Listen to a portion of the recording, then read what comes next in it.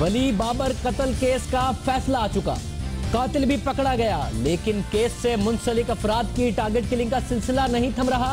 Case के दोबारा आगाज से पहले आज नामालूम मुसल्लह अफराद ने वली बाबर केस के मकतूल वकील नेमत अली रंधावा के घर वालों की सिक्योरिटी पर तैनात 2 पुलिस एहलकारों को कत्ल कर दिया। लश्करे जंगवी मुख्तलिफ दहशतगर्द तंजीमों के गठजोड़ का जरिया बन चुकी है। हालिया अहम गिरफ्तारियों ने इस बात पर मोहर लगा दी। शामिल करेंगे हाई प्रोफाइल गिरफ्तारियों में सामने आने वाले अहम इंकिशाफात। पंजाब की सियासत में तशद्दुद का अंसर बढ़ रहा है। नून लीग के तर्ज़े सियासत पर उंगलियां उठ रही हैं। क्या नून लीग 20 साल में सामने आने वाली पहली हकीकी अपोजिशन से खौफजदा है? हाल ही में रिटायर्ड होने वाले जनरल की नेशनल सिक्योरिटी एडवाइजर के तौर पर तकर्रुरी ने कई सवालात को जन्म दे दिया है। बात करेंगे कि इस अहम ओहदे का क्या किरदार है और मुल्की पॉलिसियों पर इसका क्या असर पड़ेगा।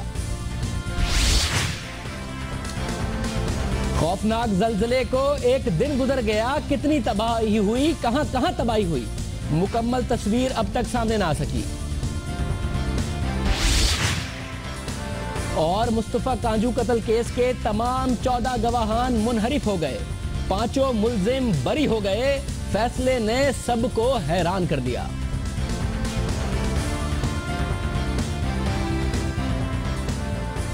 अस्सलाम वालेकुम, मैं हूं शाजेब खानजादा। वली खान बाबर केस को 5 साल होने को हैं।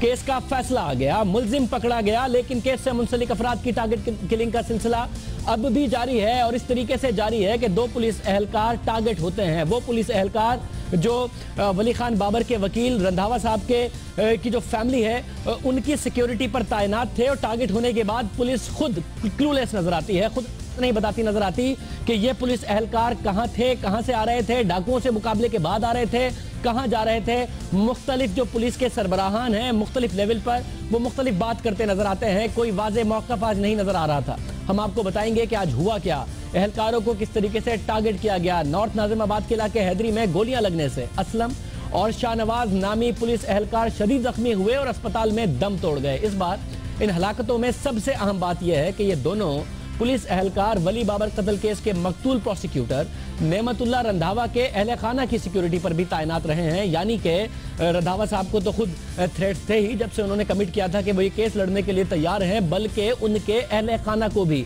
साथ साथ धमकियां थी। जियो न्यूज के रिपोर्टर वली खान बाबर को जनवरी 2011 में दफ्तर से घर जाते हुए लियाकताबाद के इलाके में कत्ल कर दिया गया था। और इंतहाई अहम बात यह है कि वली खान बाबर केस में अब तक 6 और 1 प्रोसिक्यूटर को कत्ल किया जा चुका है। और ये केस एक ऐसी एग्जाम्पल बन चुका है, एक ऐसी मिसाल बन चुका है कि जब भी वकीलों की सिक्योरिटी की बात की जाए तो इस केस को कोर्ट किया जाता है, जब भी गवाहों की सिक्योरिटी की बात की जाए तो इस केस को कोर्ट किया जाता है। कि इस शहर कराची में अगर बंदा मार दिया जाए तो उसका कोई वकील बनने को तैयार नहीं, क्योंकि वली खान बाबर के कत्ल के वकीला की तरह उन्हें कत्ल कर दिया जाता है। अगर इस शहर में कोई बंदा मार दिया जाए तो कोई गवाही देने को तैयार नहीं, क्योंकि वली खान बाबर के कत्ल के गवाहों की तरह उन्हें मार दिया जाता है। और वली खान बाबर के आखिरी गवाह को 11 नवंबर 2012 को कराची के इलाके सोल्जर बाजार में कत्ल किया गया था। और इसके अलावा जिन गवाहों को कत्ल किया गया उनमें रजब बंगाली, पुलिस एहलकार आसिफ रफीक, इंस्पेक्टर शफीक तनोली का भाई नवीद तनोली शामिल हैं। और ये कत्ल होते रहे, ये केस चलता रहा। वली खान बाबर कत्ल केस का फैसला भी आया, मगर फैसला आने के बावजूद जो कत्ल हैं वो नहीं रुक रहे। और वो पुलिस एहलकार जो उस वकील की सिक्योरिटी पर तैनात थे, जिस वकील को भी इस कत्ल की पैरवी की वजह से कत्ल कर दिया गया था, आज उन पुलिस एहलकारों को कत्ल कर दिया गया है। तफसीलात जानते हैं। अहमद रहमान नुमाइंदा जियो न्यूज़ इस वक्त हमारे साथ मौजूद है। अहमद, बहुत शुक्रिया। तफसीलात बताइएगा। बहुत सारी कंफ्यूजन थी। कहा गया कि ये डाकुओं का पीछा कर रहे थे, फिर डाकुओं ने मार दिया। कहीं से कहा गया कि ये वापस आ रहे थे डाकुओं से मुकाबले के बाद। असल मामला क्या है? कहां से आ रहे थे, कहां जा रहे थे, किस तरीके से इनको कत्ल किया गया, ये क्यों मुख्तलिफ मौक़िफ़ आते रहे पुलिस की तरफ से? जी शाज़ेब साहब, बिल्कुल आज पुलिस जो है वो हमें काफ़ी कंफ्यूज दिखाई गई इस वाक़े के बाद। पहले जो है वो एसपी गुलबर्ग फैसल नूर की जानिब से ये बयान दिया गया कि ये पुलिस एहलकार जो है वो डाकुओं का पीछा कर रहे थे और इसी दौरान डाकुओं ने इन पर फायरिंग कर दी जिससे ये शहीद हुए। उसके बाद जो है वो दूसरे मौक़िफ़ आए कि जी ये अभी थाने से पेट्रोलिंग के लिए जो है वो बाहर निकले थे और फिर दहशतगर्द आए, उनको मार कर जो है वो फ़रार हो गए। लेकिन आखिरकार जो है वो IG सिंध ने यह हिम्मत जुटाई कि कम अज़ कम मीडिया के सामने उन्होंने ये ज़रूर बताया कि ये वो पुलिस एहलकार हैं जो कि नेमत अली रंधावा जो कि एक प्रोसिक्यूटर थे, उनके घर पर जो है वो तैनात थे, ये वो एहलकार थे। लेकिन उन्होंने भी जो है वो ये बताने से कासिर रहे। उन्होंने ये ज़रूर कहा कि ये माजी में तैनात रहे हैं, लेकिन जब हमारी पुलिस ज़राए से बात हुई है तो उन्होंने इस बात की तस्दीक की कि ये गुज़िश्ता कई माह से नेमत अली रंधावा जो कि मकतूल प्रोसिक्यूटर हैं, उनके घर की सिक्योरिटी के ऊपर जो है वो तैनात थे गुज़िश्ता कई महीनों से, और इनका रास्ता भी एक ही था। और पुलिस ज़राए ने हमें इस बात की भी तस्दीक की गई इन दोनों पुलिस एहलकारों को मुकम्मल ड्रैकी के बाद जो है वो कत्ल किया गया है। ऐसा नहीं था कि वो मुल्जिमान जो कि फ़रार हो रहे थे वो किसी और वारदात के लिए आए थे और पुलिस सामने आ गई जिस पर उन्होंने फायरिंग कर दी, क्योंकि वो मुल्जिमान जो ऐनी शाहिदीन ने पुलिस को बयान रिकॉर्ड कराए हैं। जो मोटरसाइकिल चलाने वाला मुल्जिम था उसने हेलमेट पहना हुआ था, जबकि जो पीछे बैठा हुआ है दूसरा मुल्जिम था जिसने फायरिंग की है उसने मास्क लगा रखा था, जो अमूमन डॉक्टर्स जो मास्क वेयर करते हैं वो। तो इससे पता चलता है कि वो अपने हदफ को जो है वो पूरा करने आए थे, इन पुलिस एहलकारों को ही मारने के लिए आए थे। इसलिए उन्होंने पहले ही अपने चेहरे ढांपे हुए थे कि अगर कोई आसपास CCTV कैमरा हो या लोग हो तो उनके चेहरे को नहीं देख सके। और उन्होंने खास तौर पर उस जगह का इंतखाब किया जहां पर CCTV कैमरा उनसे काफी दूर था ताकि उनकी शक्ल जो है वो ना दिखाई दे सके। और जो इंतखाब किया गया है वो एक सर्विस रोड है। उस सर्विस रोड के कोने पे कहने को एक निजी बैंक भी वाक़ है, लेकिन निजी बैंक के कैमरे क्योंकि सिर्फ गेट तक महदूद होते हैं तो इसकी वजह से रोड की इतनी CCTV फुटेज साफ जो है वो नहीं आई है मंजर आम पर। लेकिन ये जरूर है कि मुल्जिमान की शक्लें उस CCTV फुटेज से वाज़े नहीं हो सकी हैं। तो मुल्जिमान अपनी पूरी तैयारी से अपनी बहुत शुक्रिया। अचानक मामला नहीं हुआ, ऐसा नहीं हुआ कि पुलिस ने किसी को देखा, पीछा किया और उनके खिलाफ कार्रवाई हो गई। बाकायदा तौर पर प्लानिंग के साथ आए थे। और आपको याद होगा हमने कराची को लेकर एक पूरा सेगमेंट किया था, एक पूरी की पूरी आपको स्टोरी बताई थी कि डेथ कॉरिडोर उसका नाम था, कि कराची में ऐसे बहुत सारे इलाके हैं जहां पर लोगों को चुन चुन कर मारा जाता है और वहां पर CCTV कैमरे या तो लगे हुए हैं तो बहुत बुरी क्वालिटी के हैं, और वहां पर सिंध हुकूमत तवज्जो दे और उनकी मॉनिटरिंग बेहतर करे। मॉनिटरिंग तो बेहतर नहीं हुई, CCTV कैमरे नहीं लगे। 2 पुलिस एहलकार उन्हीं इलाकों में जो हमने आपको बताए थे कि यहाँ बहुत ज़्यादा ज़रूरत है, मजीद मार दिए गए हैं। उम्मीद करते हैं कि हुकूमत कुछ इस हवाले से कार्रवाई करे। प्रोग्राम में आगे बढ़ते हैं, आपको एक और अहम खबर बताते हैं। बैनुल-अक़वामी आपको खबरें आती होंगी कि दहशतगर्द तंजीमें अलकायदा, दाइश, इसके अलावा तालिबान एक दूसरे से लड़ रहे हैं। एक दूसरे से इसलिए लड़ रहे हैं कि अपना असर रसूख बढ़ाना चाहते हैं। मगर मिडिल ईस्ट में यह होता होगा, अफगानिस्तान में ऐसा हो रहा होगा, पाकिस्तान में एक ऐसी तंजीम है जो इन तमाम तंजीमों की राब्ताकार कही जा सकती है, गठजोड़ का काम करती है और कानून नाफिज करने वाले इदारे दहशतगर्दों के गठजोड़ को तोड़ने की पूरी कोशिश करते रहते हैं। हमने अपने 1 अक्टूबर के प्रोग्राम में आपको बताया था कि कराची में दहशतगर्दों के खिलाफ बड़ी कार्रवाई हुई है। उस बड़ी कार्रवाई की हमने आपको क्या खबर दी थी वो दिखाते हैं और उसके बाद बताएंगे कि वो कितनी बड़ी कार्रवाई है, कितनी बड़ी कामयाबी है और वो कौन सी तंजीम है जो कि मुख्तलिफ बड़ी दहशतगर्द इंटरनेशनल तंजीमों के आपस में गठजोड़ का काम करती है पाकिस्तान में। मुहर्रमुल हराम में बहुत कुछ ऐसा हो सकता था जिससे कराची के हालात खराब होते। एक पूरा नेटवर्क था जो कराची के हालात खराब करना चाहता था, नेटवर्क पकड़ा गया, उस नेटवर्क के सरगना पकड़े गए, उस नेटवर्क में जो लोग कार्रवाई करना चाहते थे वो पकड़े गए। और उसके बाद ऐसा लगता है कि जैसे कराची शहर एक बहुत बड़ी कार्रवाई से बचा है। कराची में बड़ी मिकदार में गोला बारूद, धमाका खेज मवाद और असला भी लाया जा चुका था। ये लोग आए, इन्होंने प्लानिंग की, मुहर्रमुल हराम में उस प्लानिंग को एग्जीक्यूट करने का पूरा प्लान बनाया। उसके लिए गोला बारूद भी साथ ले आए और एग्जीक्यूशन बाकी थी, मगर ये प्लान इनका कामयाब नहीं हो सका। मुहर्रम में एक बहुत बड़ी कार्रवाई से हमने बताया था कि कराची शहर बचा, लोग गिरफ्तार हुए। कानून नाफिज करने वाले इदारों ने दहशतगर्दों के गिर्द घेरा तंग कर दिया है सिक्योरिटी फोर्सेस को। इस सिलसिले में अहम कामयाबी मिली है। सानह सफूरा में मुलव्विस अहम किरदार भी कानून की गिरफ्त में आ गए हैं। गिरफ्तार दहशतगर्दों में इस्माइली बरादरी की बस को रोकने वाला भी शामिल है। कुछ लोगों ने एग्जीक्यूट किया, कुछ कुछ लोगों ने वहां पर कार्रवाई की। जिस शख्स ने बस रोकी वो भी गिरफ्तारियों में शामिल है। इन गिरफ्तारियों के बाद हैरत अंगेज इंकिशाफात सामने आए हैं। इन गिरफ्तारियों के बाद न सिर्फ ये बल्कि मकामी सतह पर अलकायदा और दाइश के गठजोड़ का भी हैरत अंगेज इंकिशाफ हुआ है। जैसा कि हम आपको बता रहे थे कि बैनुल अक़वामी सतह पर आपको अलग खबर मिलती होगी। ये मुख्तलिफ तंजीमें इन्फ्लुएंस के लिए आपस में शायद लड़ती नजर आती हों, मुकाबला करती नजर आती हों, मगर यहाँ पर गठजोड़ का इंकिशाफ हुआ है। इस अहम तरीन खबर पर बात करते हैं अपने नुमाइंदे खुसूसी सैयद आरफीन से। आरफीन, बहुत शुक्रिया। ये बताइएगा, 1 अक्टूबर को आपने अहम खबर ब्रेक की थी, हमने अपने प्रोग्राम के जरिए खबर ब्रेक की कि सिक्योरिटी इदारों की जानिब से की जाने वाली कार्रवाई से कलदम लश्कर जंगवी और कलदम अलकायदा बर्रे सगीर को बड़ा धचका लगा है। इस बारे में अब आपके पास क्या तफसीलात हैं?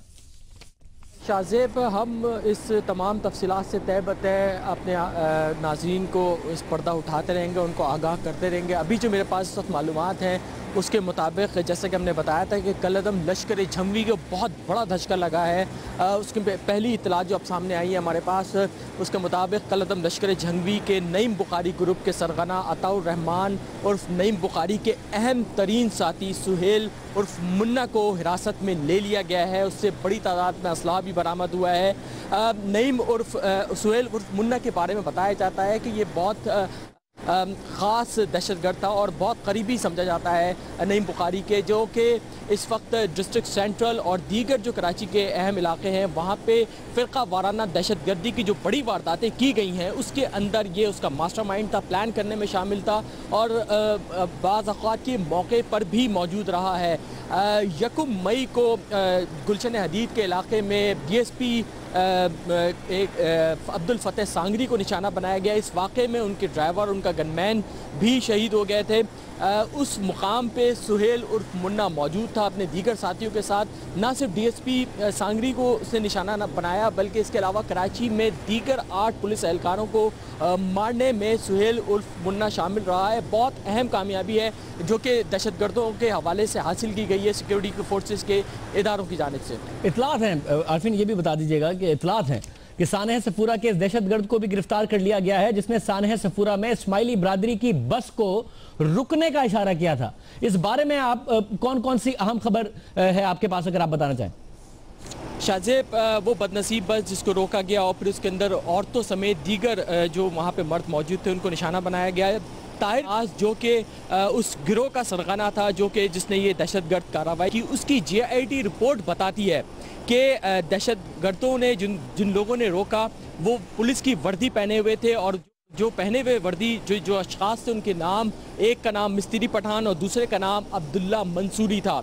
इस वक्त सिक्योरिटी फोर्सेस ने हमें दावा से पता चला है कि सिक्योरिटी फोर्सेस ने अब्दुल्ला मंसूरी के साथ जो शख्स मिस्त्री पठान था उसको हिरासत में ले लिया है। मिस्त्री पठान वो शख्स था जिसने हाथ दे के गाड़ी को रोका, उस बदनसीब बस को रोका। उसको रोकने के बाद उसने जाके जो ड्राइवर था उस बस का उसको निशाना बनाया और उसी ड्राइवर की तरफ से वो उस बस में सवार हुआ। बस में सवार होने के बाद उसने उसके दीगर दहशत साथी थे वो भी उस बस में सवार हो गए। जब वो बस में सवार हुए हैं उन्होंने अपनी दहशतगर्द कार्रवाइयाँ जो मासूम उस सवार मौजूद थे उस बस के अंदर उनको निशाना बनाया, एक एक को चुन चुन के कत्ल किया गया। इस दौरान बस चलती रही, मिस्त्री पठान वो बस चलाता रहा और दहशतगर्द उसके जो साथी थे वो मासूम लोगों को भी साथ साथ निशाना बनाते रहे। मिस्त्री पठान बहुत अहम कार्रवाई है जो अमल में आई है। ना सिर्फ ये मिस्त्री पठान को हिरासत में लिया गया है बल्कि कामरान असलम उर्फ कामरान गुज्जर को भी हिरासत में ले लिया गया है। ये जो कामरान गुज्जर की गिरफ्तारी है ये बहुत अहम है क्योंकि कामरान गुज्जर के बारे में सिक्योरिटी फोर्सेस के जो जराए हैं वो दावा ये कर रहे हैं कि कामरान गुज्जर ने ताहिर उर्फ मिनहाज की गिरफ्तारी के बाद जो सफूरा के बाकी मानदा लोग थे उनकी कमाल संभाल ली थी और वही उसको लीड कर रहा था। हमारी इतलात है कि कामरान उर्फ गुज्जर के जो है वो ना सिर्फ शाम अफगानिस्तान बल्कि मिस्र में भी उसके बैनुल अक़वामी जो दहशतगर्द तंजीम है उनसे राब्ते थे और उसने कुछ अर्सा कबल अफगानिस्तान का बहुत अहम दौरा किया था। वहाँ पे एक बैनुल अक़वामी दहशतगर्द तंजीम के एक बहुत अहम कमांडर से मुलाकात की थी और इस तमाम मुलाकात का बहुत एक अहम पस मंज़र था जो हम बाद में आपको किसी वक्त। बहुत शुक्रिया आरफीन हमें बता रहे थे। आरफीन, बकरिया आपने देखा कि किस तरीके से अलकायदा बर्रे सगीर और दाइश के गठजोड़ में लश्कर झंगवी का किरदार रहा, किस तरीके से गिरफ्तारियां हुई हैं और अहम गिरफ्तारियां हैं। जो कि कराची को, पाकिस्तान को बड़ी कार्रवाइयों से जिन्होंने महफूज रखा, मुहर्रम के महीने में महफूज रखा, आने वाली प्लानिंग से महफूज रखा, इन गिरफ्तारियों ने। प्रोग्राम में आगे बढ़ते हैं और शामिल करते हैं पंजाब की सियासत में आने वाले तशद्दुद की गुज़िश्ता एक साल के दौरान। और आपने बार बार अपनी टीवी स्क्रीन पर ये वाक़यात देखे होंगे कि पंजाब की सियासत में तशद्दुद का अंसर नुमाया हो रहा है और इसका इल्ज़ाम हुक्मरान जमात नून लीग पर लग रहा है। बार बार ऐसा हो रहा है पंजाब में 70s की सियासत हो, जिसमें भुट्टो साहब का राइज हुआ लेट 60s में और 70s में, फिर मोहतरमा बेनज़ीर भुट्टो की लाहौर में आमद हो, फिर नून लीग का राइज हो। ये सारे के सारे मामलात में स्ट्रगल तो नज़र आती होगी, सियासी दावपेच तो नज़र आते होंगे, मगर तशद्दुद उस तरीके से नहीं नज़र आता, मगर अब नज़र आ रहा है। 2 दिन पहले इतवार को ही लाहौर में हमने देखा कि बल्दियाती इंतखाबात की मुहिम के दौरान नून लीग और पाकिस्तान तहरीक इंसाफ के कारकुनान के दरमियान झड़प में तहरीक इंसाफ के 2 कारकुन हलाक और 6 जख्मी हो गए। तहरीक इंसाफ ने वाक़े का मुकदमा नून लीग के मुकामी रहनुमाओं और कारकुनों को नामजद किया, सख्त बयानात दिए गए। अब मामला यह है कि ये जहां मामला हुआ है वो हमजा शहबाज की कॉन्स्टिट्यूंसी है। हमजा शहबाज इस वक्त मुस्लिम लीग नून को पंजाब में बाकायदा तौर पर ड्राइव कर रहे हैं, कोई बल्दियाती इंतखाबात के हवाले से हो या फिर बाई इलेक्शंस हो। हमजा शहबाज बहुत ज़्यादा एक्टिव नजर आते हैं, कारकुनान इस किस्म की कार्रवाइयाँ कर रहे हों। ये इतवार के दिन की है, उससे पहले भी मुतादिद कार्रवाइयाँ की हैं। क्या नून लीग इस बात से परेशान है कि पहली दफा उन्हें एक कंपटीशन नजर आया है? 20 साल में पहली दफा एक ऐसा कंपटीशन है कि जमहूरियत हो और पाकिस्तान तहरीक इंसाफ की सूरत में कंपटीशन हो। क्या नून लीग या उसके वर्कर इससे परेशान नजर आते हैं? इस पर बात करने से पहले जरा हम आपको सुनाते हैं कि पाकिस्तान तहरीक इंसाफ के रहनुमाओं ने 2 कारकुनों के कत्ल पर क्या मौक़िफ़ अपनाया, जरा सुनिए। सरपरस्ती में मुख्तलिफ जगह पे और ख़ास तौर पर अंदरून शहर में गुंडागर्दी की एक फ़िज़ा कायम है और इसके बारे में हमें कई दिनों से ये शिकायत आ रही थी और आज का जो वाक़या हुआ है वो इंतहाई तकलीफ़ दह भी है और दहशतगर्दी की एक मिसाल है। मुस्लिम लीग नून के गुंडों ने बग़ैर किसी इश्तियाल के आकर गोलियां लोगों पे बरसाई हैं, हवाई फायर नहीं की हैं, सीधे लोगों की गोलियां मारी हैं।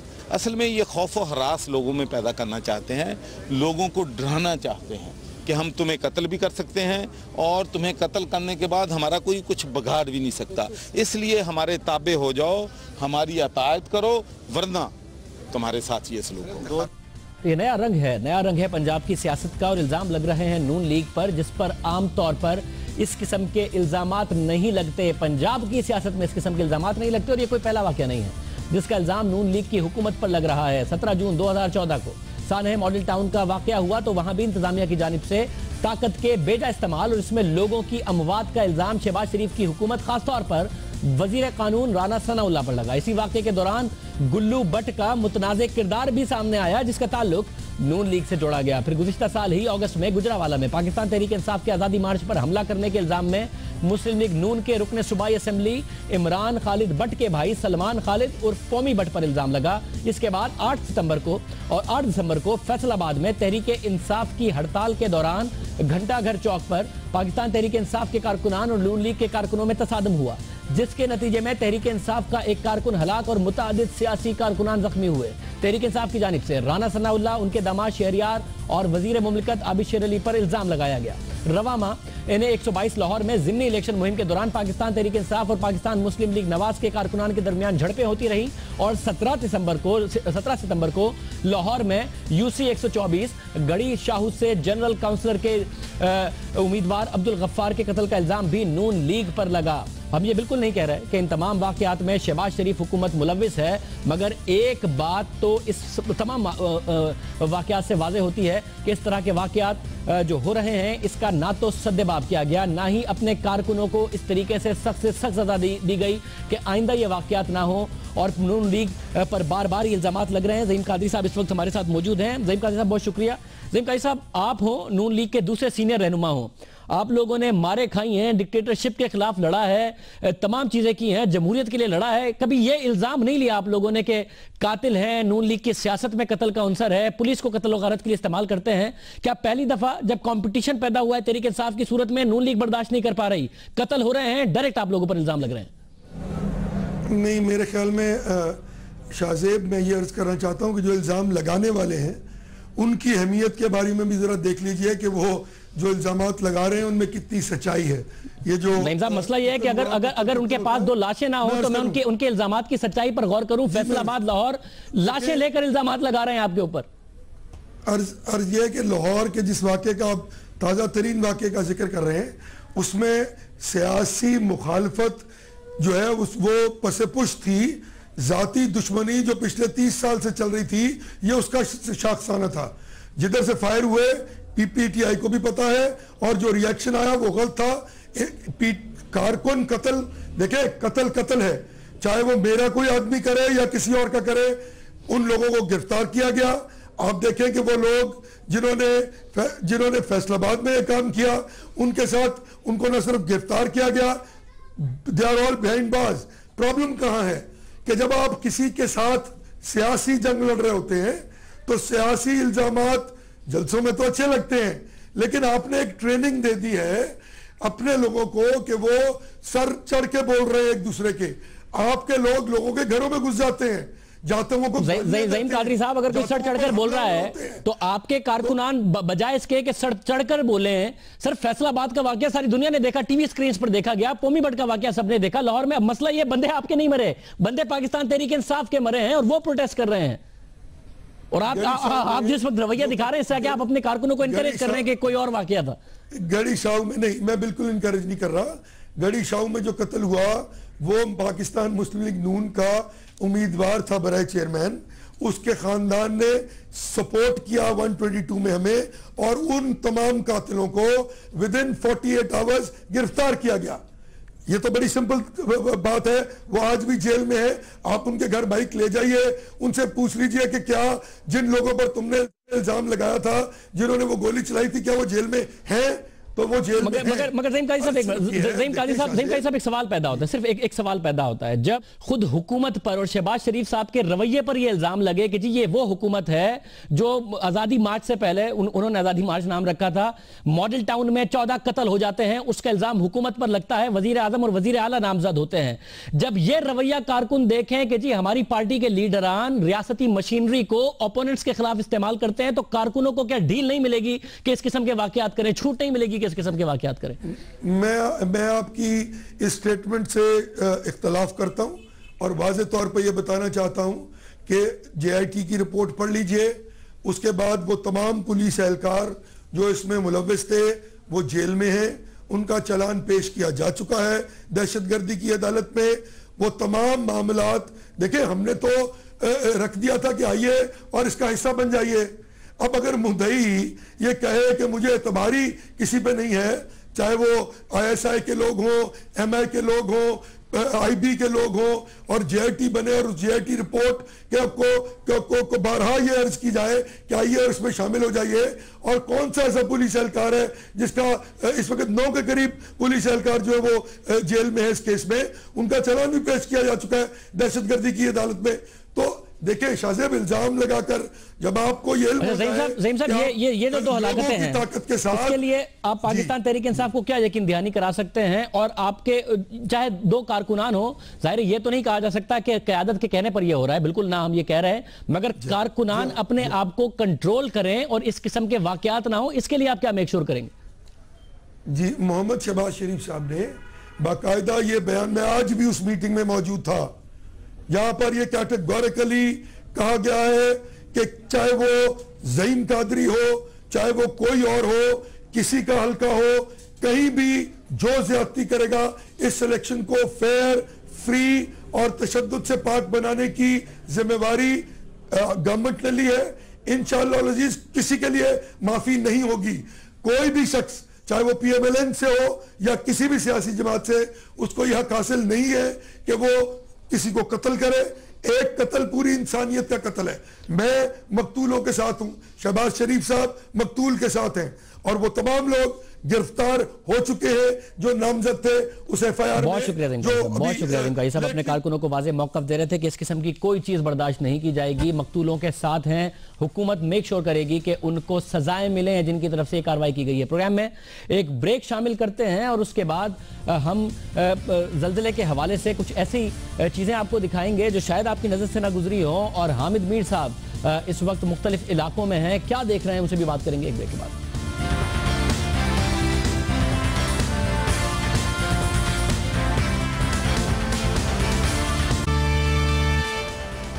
कल आने वाले अंधुनाक ज़लज़ले से तबाही की तस्वीर आहिस्ता आहिस्ता वाज़े हो रही है और ऐसे ऐसे हक़ाइक़ सामने आ रहे हैं, ऐसी ऐसी बातें सामने आ रही हैं कि लगता ही नहीं कि इस मुल्क में 2005 में भी एक इतना बड़ा ज़लज़ला आया था जिसमें हज़ारों जानें चली गई थी और उससे कोई सबक सीखा गया है। इमारतें कैसे तामीर हो रही हैं, नक्शे उनके कैसे बनते हैं, ये सारा का सारा मामला लगता है कि पाकिस्तान में ज़लज़लों से कोई सबक नहीं सीखा गया।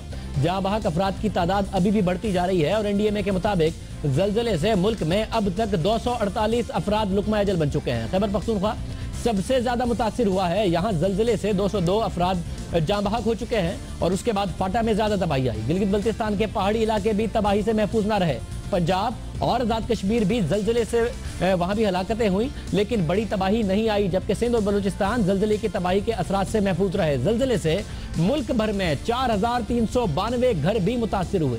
अहम बात यह है कि 10 साल पहले आने वाले तबाहकुन ज़लज़ले से बज़ाहिर कोई सबक नहीं सीखा गया, जैसा कि हम कह रहे थे। साने मरगला के बाद नए बिल्डिंग कोड्स मुतारिफ कराए गए, नए कवानीन बनाए गए, लेकिन अमल नहीं हुआ। और किसी और दूर दराज शहर की नहीं बात कर रहे हैं हम, इस्लामाबाद, पाकिस्तान का दारुल हुकूमत, जहाँ पर आमतौर पर चीज़ें ज़्यादा इन्फोर्स होती हैं, ज़्यादा लॉ एंड ऑर्डर बेहतर है, वहाँ जो कवानीन हैं उनकी पासदारी नहीं की गई।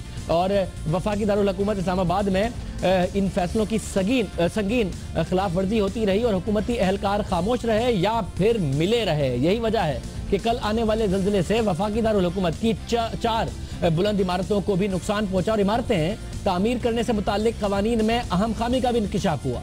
गैर कानूनी तरीके से बिल्डिंग्स बनाई, किसी हादसे में वो गिर जाएं, हलाकतें हो जाएं, कसूरवार को सजा नहीं होगी। हुकूमत को इस नाअहली पर भी तवज्जो देनी होगी कि कवानीन ऐसे बनाए गए हैं कि अगर कोई कानून की खिलाफ वर्जी करता है तो उनके खिलाफ क्या होगा ये सकम रख दिया गया और इसका सारा का सारा मामला नहीं बताया गया। इस वक्त क्या रेस्क्यू ऑपरेशन हो रहे हैं, मामला क्या है, हामिद मीर साहब से हम पूछते हैं। मीर साहब बहुत शुक्रिया हमें ज्वाइन करने के लिए। मीर साहब ये बताइएगा आप इस वक्त कहाँ हैं, आप सफर पर निकले हैं, देख रहे हैं कि कितनी बड़ी तबाही हुई है, इस वक्त आप कहाँ हैं, तबाही की क्या सूरत हाल है? जी शाहजेब साहब, मैं इस वक्त स्वात का इलाका है अखुंद बाबा, यहाँ पर ज़लज़ले की वजह से बहुत तबाही हुई है और बहुत सी जानें भी ज़ाया हुई हैं, लेकिन इत्तेफाक की बात यह है कि इस वक्त मैं एक पहाड़ी इलाके के ऐसे तबाहशुदा मकान में खड़ा हूँ। आपको मेरे पीछे एक बच्चे का पंगूड़ा नज़र आ रहा है और जब ज़लज़ला आया तो ये बच्चा इसी पंगूड़े में था और इस वक्त सर्दी है तो इस बच्चे को पंगूड़े में लपेटा हुआ है, कंबल में लपेटा हुआ है और बच्चा जो है ये बच गया। लेकिन इस मकान में बहुत तबाही आई। मैं आपको दिखाना चाहता हूँ कि इस मकान में कैसी तबाही आई। आप ये देखें कि इस मकान की ये एक कमरा जो है ये छत गिरी और बड़े बड़े पत्थर जो है वो गिरे और ये मकान बिल्कुल तबाह हो गया। आप इस तबाही का मंजर देख सकते हैं कि ये कितनी तबाही हुई। और इस मकान का जो मालिक है ये नौजवान, इसकी नई नई शादी हुई, ये जख्मी हुआ। आपका क्या नाम है? गुलाम रबी। गुलाम रबी। तो ये जो आपको जख्म आए उस वक्त आप घर में मौजूद थे? जी। अच्छा, आप भी यहीं पे रहते हैं? तो इस इलाके में कितने लोग जो हैं वो ज़लज़ले में उनकी जान गई? इधर बहुत लोग हैं ना। अच्छा अच्छा। और जो हुकूमत की इमदाद फौरी तौर पे मिली आपको? अभी तक हमको टेंट मिला और थोड़ा राशन का सामान मिला। अच्छा, तो ये बच्चे को आपने अभी तक पंगूड़े में क्यों लटाया हुआ है सर्दी में? ये तो दूसरी जगह नहीं है ना। जगह नहीं है, दूसरी जगह नहीं है। अच्छा, तो ये आप देखेंगे ये मैं आपको एक ऐसी जगह पे नजर आ रहा हूँ जहाँ पे कि कुछ लोगों को तो इमदाद मिली है लेकिन बहुत से लोगों को अभी इमदाद नहीं मिली और वो इमदाद के इंतजार में है। मीर साहब मुझे साथ साथ ये बताइएगा, अपने तजर्बे की बुनियाद पर भी 2005 का ज़लज़ला भी आपने बड़ा तफसीली कवर किया था, अब आप इन इलाकों में मौजूद हैं। कल परवेज खटक साहब कह रहे थे इतलात कुछ अच्छी नहीं आ रही अभी तक। बड़ी अच्छी बात यह है, वैसे तो अफसोसनाक है ज़ाहिर ज़लज़ला, मगर कोई बहुत बड़ी हलाकतें जो कि 2005 के अर्थक्वेक में हो गई थी वैसी इतलात नहीं मिल रही। आप क्या देख रहे हैं इस वक्त, आपने अभी तक क्या ऑब्जर्व किया है? कोई बुरी खबर तो नहीं आएगी या मामला बेहतर रहेगा, उतनी बड़ी तबाही नहीं हुई? देखिए शाहजेब साहब, जो 2005 का ज़लज़ला था ना, उस ज़लज़ले ने आज़ाद कश्मीर और खैबर पख्तूनख्वा का जो ज़िला हज़ारा है इसके कुछ शहरों को मुतासिर किया था, इस्लामाबाद भी मुतासिर हुआ था। लेकिन उस ज़लज़ले की जो इंटेंसिटी थी, जो मैग्नीट्यूड था, वो इतना ज्यादा नहीं था, लेकिन अमवात बहुत ज्यादा हुई थी। 80,000 से ज्यादा लोग मारे गए थे, लाखों लोग जो हैं वो बेघर हो गए थे। ये जो जल्जला आया है इसका मैग्नीट्यूड बहुत ज्यादा है, लेकिन तबाही कम आई है। हम जिस पहाड़ी इलाके से होते हुए आ रहे हैं तो रास्ते में हमें बहुत ज्यादा तबाही नजर नहीं आई, लेकिन मिंगोरा सिटी में आने के बाद जब हमने यहाँ पर मालूमात की कि किन किन इलाकों में तबाही हुई है, तो हमें बताया गया कि जो मुजाफाती पहाड़ी इलाके हैं वहां पर ज्यादा तबाही हुई है। और जब हम इस इलाके में निकले हैं तो फिर हमें तबाही नजर आई है।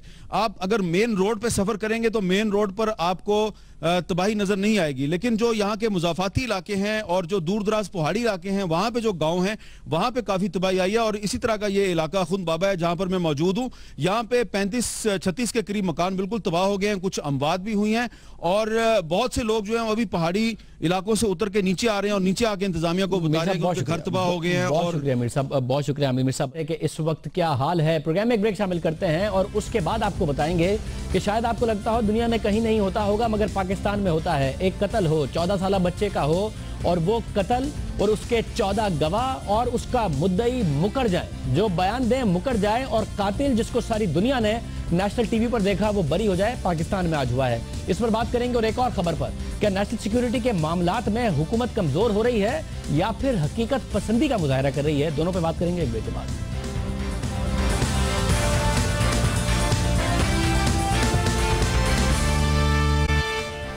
मुल्क की जमहूरी और अस्करी क़यादत के ताल्लुकात कैसे हैं, ये सवाल वो सवाल है जिस पर बार बार बात होती है, बार बार सवालात उठते रहते हैं। हुकूमत कहती है कि ताल्लुकात बेहतर हैं और आज भी एक अहम डेवलपमेंट हुई। सियासी और अस्करी क़यादत के दरमियान मीटिंग हुई और मुल्क की अस्करी क़यादत की तरफ से वज़ीर आज़म पाकिस्तान के दौरा अमेरिका पर भरपूर एतमाद का इज़हार किया गया और कहा गया कि ये बड़ा ज़बरदस्त दौरा है और इसका हमने देखा कि प्रेस रिलीज भी इस हवाले से आई। अहम बात मगर यह है कि एक तब्दीली आई है और तब्दीली आई है वज़ीर आज़म पाकिस्तान की काबीना में।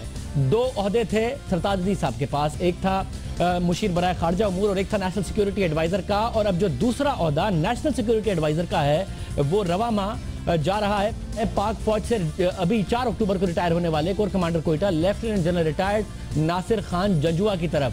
कुछ अखबारात में इस हवाले से एडिटोरियल भी लिखे गए हैं कि इससे किस किस्म की सिग्नलिंग हो रही है, किस किस्म की मैसेजिंग हो रही है। हम जरा मालूम करते हैं साबिक national security adviser major general Mahmood Ali Durrani साहब से कि दौरा कितना अहम है, ये इंटरनल कम्युनिकेशन के लिए है या फिर एक्सटर्नल कम्युनिकेशन के लिए है, इससे किस बात की निशानदेही होती है कि हुकूमत के और अस्करी क़यादत के क्या ताल्लुकात की निशानदेही होती है। दुरानी साहब बहुत शुक्रिया हमें ज्वाइन करने के। आप खुद नेशनल सिक्योरिटी एडवाइजर रहे हैं, ये बताइएगा कि ये जो ओहदा है ये इंटरनल कम्युनिकेशन के लिए है हुकूमत और अस्करी क़यादत के दरमियान या फिर एक्सटर्नल कम्युनिकेशन के लिए है कि हुकूमत और अस्करी क़यादत का जो मौक़िफ़ है वो सारी दुनिया को बताने के लिए, किस लिए है ये ओहदा?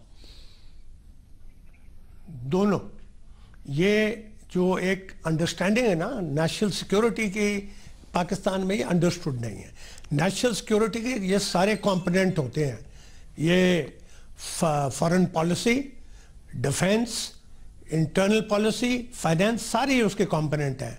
तो इसका मेन फंक्शन जो होता है नेशनल सिक्योरिटी एडवाइज़र का, ये इंटीग्रेट करे इन सब फंक्शंस को और इन मिनिस्ट्रीज में कोऑर्डिनेशन करे on behalf of the prime minister, और ये एक्सटर्नली भी कम्युनिकेट करेगा।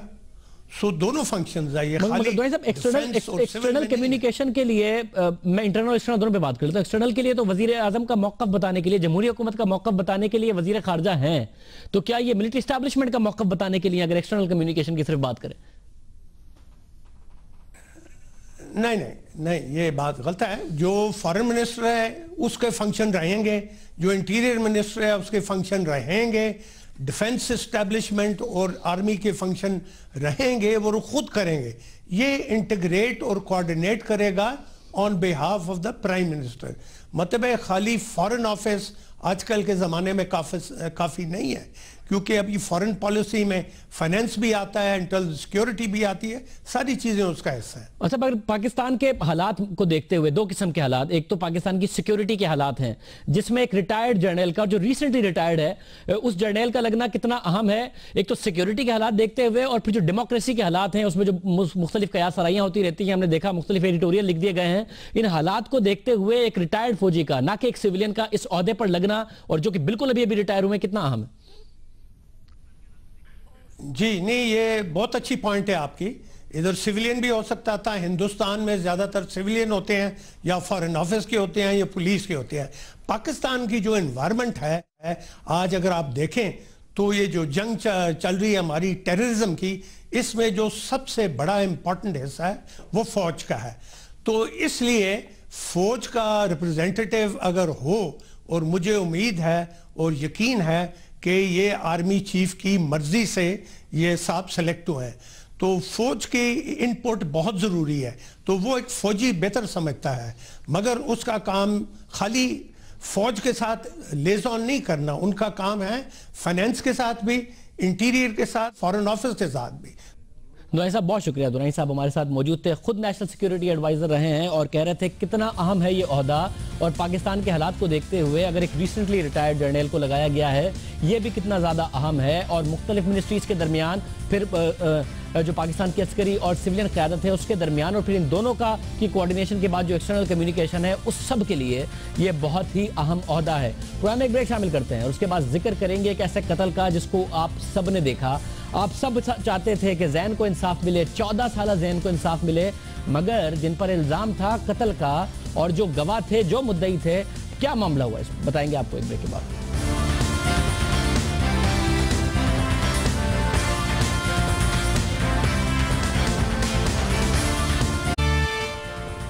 प्रोग्राम में अब शामिल करेंगे खबर जैन कत्ल केस की, जिसके फैसले से सिवाय मुल्जिमान के हर कोई हैरान है, हर कोई परेशान है।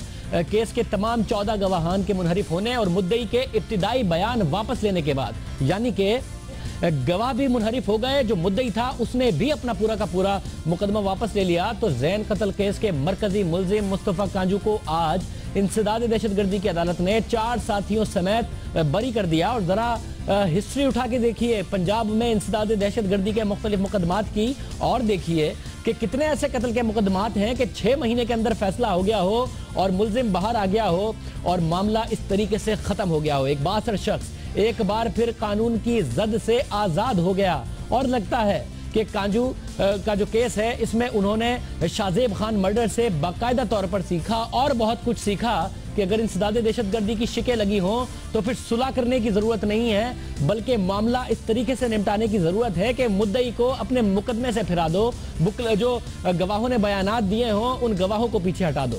लाहौर में रवा साल 2 अप्रैल को साबिक वजीर मुमलिकत सिद्दीक कांजू के बेटे मुस्तफा कांजू ने केवलरी ग्राउंड में गाड़ी की टक्कर के तनाजे के बाद अपने गार्ड्स के हमरा फायरिंग कर दी थी, जिसकी जद में आकर नवी जमात का तालिब इल्म जैन जाबहक हो गया था। और वाज़ेह रहे कि जैन के वालिद का 1 साल पहले इंतकाल हुआ था और वो अपनी मां का एक ही बेटा था। 7 माह तक इस कत्ल का मुकदमा इंसदाद दहशतगर्दी की अदालत में चलता रहा और इब्तिदाई तौर पर मुत्तवाहों ने मुल्जिम मुस्तफा कांजू को शनाख्त भी कर लिया था और बताया था कि इसी ने कत्ल किया, इसी ने फायरिंग की, इसी ने झगड़ा किया। 2 अप्रैल को लाहौर में वाक़े के बाद मुस्तफा कांजू मौके से फरार हो गया था, जिसे पुलिस ने गिरफ्तार करके मुकदमा दर्ज किया था। पुलिस ने जैन को 3 अप्रैल को इंसदाद दहशतगर्दी की अदालत में मुस्तफा कांजू को पेश किया, जहां मुस्तफा कांजू ने सेहत जुर्म से इनकार करते हुए कहा कि जैन की हलाकत उसकी फायरिंग से नहीं हुई। अदालत ने मुस्तफा कांजू और उसके 4 साथियों को पुलिस की तहवील में दे दिया और 7 माह तक ये केस अदालत में चलता रहा, जिसका आज फैसला आया और केस के मरकजी मुल्जिम मुस्तफा कांजू को इंसदाद दहशतगर्दी की अदालत के सामने शनाख्त करने से उन्हीं गवाहों ने इनकार कर दिया, पहले शनाख्त किया था और अपने बयान से फिर गए, जिसके बाद मुख्तलिफ पेशियों के दौरान केस के मुख्तलिफ गवाहान अपने बयानात से मुकरते रहे। मुद्दई भी केस में हमने देखा कि इस केस में जो बहुत हैरानकुन बात थी वो ये थी कि जो प्रोसिक्यूशन है और डिफेंस है वो एक दूसरे के खिलाफ नहीं, एक दूसरे के साथ लड़ते नजर आ रहे थे, एक दूसरे के साथ मिलकर केस में कोऑपरेट करते नजर आ रहे थे। प्रोसिक्यूशन के वकील ने वकील दिफा को भरपूर मदद की, गवाह मुकरते रहे, मगर प्रोसिक्यूशन खामोश रहा। केस मुल्जिमान की रिहाई के करीब जाता रहा, प्रोसिक्यूशन की हार की जानिब बढ़ता रहा, लेकिन प्रोसिक्यूशन ने केस की पेशरफ्त में मोहलत मांगने और मजीद सबूत या गवाह लाने की कोई दरख्वास्त नहीं की। शाहजेब खान कत्ल केस से, जैसा कि हम जिक्र कर रहे थे, भरपूर सबक सीखा गया और यह देख लिया गया था कि इंसदाद दहशतगर्दी के केस में दियत नहीं हो सकेगी, सुलह नहीं हो सकेगी, अदालत नहीं मानेगी, तो बेहतर है कि पैसा चलाया जाए, इन्फ्लुएंस इस्तेमाल किया जाए और मुद्दई और गवाहों को इस तरीके से किया जाए कि वो अपने बयानात से मुकर जाएं। बात करते हैं जैसे रिटायर्ड तारिक महमूद साहब हमारे साथ मौजूद हैं। जैसे साहब, ये जो भी मामला हुआ होगा, मगर शख्सी गवाही के अलावा हमने देखा कि इसमें कुछ क्लाशनकोव का बरामद होना, फिर ये देखना कि जी फोरेंसिक एविडेंस बताती है कि उसी से कत्ल हुआ है, क्या उन चीजों की कोई अहमियत नहीं होती? गवाह मुकर गए, केस खत्म हो गया, दुनिया तो बड़ी आगे निकल गई है। फोरेंसिक एविडेंस को कलेक्ट कर करके लोग कातिल तक पहुंचते हैं, सजाएं होती हैं। पाकिस्तान में गवाह मुकरे और मुकदमा खत्म, लोग बरी हो गए। मैं आपके सवाल का जवाब देने से पहले एक दो वाकयात आपको बताओ। आपको याद है आपने कराची में जो शाहजेब का केस था उसमें ज़ाती तौर पर कितनी मेहनत की और उस वक्त के चीफ जस्टिस साहब ने आपकी तारीफ भी की। आपको रेमंड डेविस का भी केस याद होगा और आपको मलिक इसहाक का केस भी याद होगा, जिस वक्त उसकी सुप्रीम कोर्ट में ज़मानत हुई थी। वो रिपोर्टेड केस है और सुप्रीम कोर्ट ने क्लियरली लिखा कि हमने बार बार जो है सरकारी वकील से पूछा कि बताइए कि इसके खिलाफ क्या शहादत है। अब आ जाते हैं इस सवाल की तरफ जो आपने स्पेसिफिकली किया है। देखें, ये जो रिकवरी होती है, ये FSL की रिपोर्ट होती है, ये बुनियादी तौर पर इसको हम कॉर्पोरेटिव एविडेंस कहते हैं। जो सब्सटेंटिव एविडेंस होती है वो सब्सटेंटिव एविडेंस होती है आई विटनेसेस की। अगर ये जो क्राइम वेपन आप जो है, क्राइम वेपन जो है, अगर मिसाल के तौर पर किसी एक्यूज के बारे में ये शहादत आ जाए कि इसको किसी ने कत्ल करते हुए देखा, या मिसाल के तौर पर अगर मान लीजिए उसका कन्फेशन आ जाए, अगर मिसाल के तौर पर जो मकतूल है उसका डाइंग डिक्लेरेशन आ जाए, तो फिर ये रिकवरी जो है FSL की रिपोर्ट के साथ जो है ये यकीनन जो है ये उसकी मदद करेगी। लेकिन अगर बुनियादी तौर पर किसी केस में सब्सटेंटिव एविडेंस ही ना हो तो फिर अदालतों के लिए जरा मुश्किल हो जाता है। जैसा बहुत शुक्रिया, जैसे तारिक महमूद साहब हमें बता रहे थे। और प्रोग्राम में जाते जाते आपको बताते चलें कि भारतीय क्रिकेट बोर्ड ने इस वक्त बॉल डाल दी है मोदी सरकार के कोर्ट में कि हम सीरीज खेलना चाहते हैं, आप बताएं आपके सीरीज खेलनी है या नहीं खेलनी। कमिटमेंट थी भारतीय बोर्ड की तरफ से, मुखलिसाना कोशिश की पाकिस्तान ने। देखते हैं कि मोदी सरकार की अब नियत क्या है, खेलेंगे या नहीं खेलेंगे। आज के प्रोग्राम में इतना ही, आपसे कल फिर मुलाकात होगी। जा दीजिए, अल्लाह हाफ़िज़।